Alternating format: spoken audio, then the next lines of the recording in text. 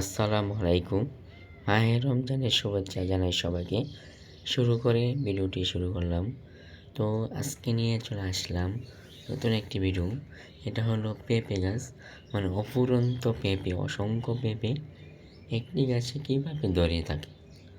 মূলত আজকে টপিক ছিল পেঁপে নিয়ে একটি ভিডিও আপনাদের সামনে তুলে ধরব। তো ভিডিও শুরু করার আগে বলতেছি যে আমার চ্যানেলটিকে সবাই সাবস্ক্রাইব করে দিবেন, আর আমার ভিডিওটাকে সবাই শেয়ার করবেন যাতে সবাই দেখতে পারে। অবশ্যই সবাই সাবস্ক্রাইব করবেন। ভিডিওটি সবাই মনোযোগ সহকারে দেখবেন, না টেনে। তো আজকে অনেক দিন হয়ে গেল ভিডিও আপলোড করি না। তো কী টপিক নিয়ে আপলোড করব বুঝতে পারছি না। তো হঠাৎ করে মাথার আইডিয়া আসলো যে আজকে পেঁপে গাছ নিয়ে একটা ভিডিও আপলোড দেখি কি হয়। তো সবাই আমাকে কতটা সাপোর্ট করে। তো দেখতে পাচ্ছেন এই পেঁপেগুলা হালকা হালকা লাল হয়ে উঠছে। তো এই 2-3 দিনের মধ্যে অলরেডি পেকে যাবে। পেকে গেলে আমরা খেতে পারবো। তো অবশ্যই দেখতে পাচ্ছেন উপরের পেঁপেগুলা আর নিচের পেঁপেগুলো কতটুকু তফাৎ।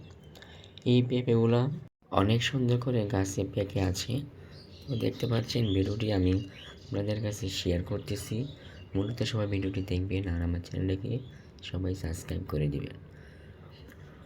দেখতে পাচ্ছেন এই উপরের পেঁপেগুলো অনেক বড় বড়, নিচের পেঁপেগুলো অনেক ছোট ছোট। তাই কি বুঝলেন যে নিচের পেঁপেগুলো খেতে অনেক স্বাদ হবে, কারণ নিচের ছোট ছোট পেঁপেগুলো অলরেডি পেকে যাচ্ছে। উপরের বড় পেঁপের চেয়ে নিচের পেঁপেগুলো তাড়াতাড়ি পেকে যাচ্ছে। তো আরেকটি ভিডিও নিয়ে চলে যাচ্ছি। এটা হচ্ছে আমাদের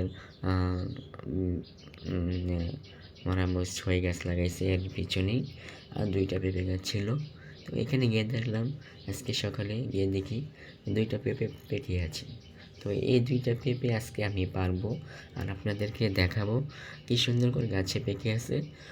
কোনো কোনো পাখি এই পেঁপেগুলো খেতে পারেনি এখনও, কারণ এগুলো এখনও শক্ত থাকার কারণে কোনো পাখি এগুলাতে আক্রমণ করে খেতে পারেনি।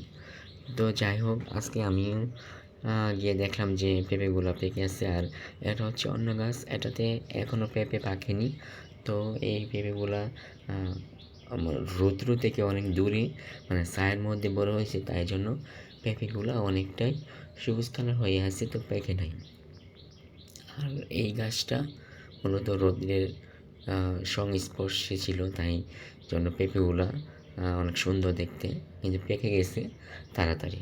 সবাই অবশ্যই ভিডিওটি দেখবেন আর শেয়ার করবেন। আমার চ্যানেলটিকে সবাই সাবস্ক্রাইব করে দিবেন, পাশে থাকবেন। এভাবে যদি পাশে থাকেন আমার চ্যানেলের, তাহলে অবশ্যই আমি আপনাদেরকে সাপোর্ট করব সবসময়।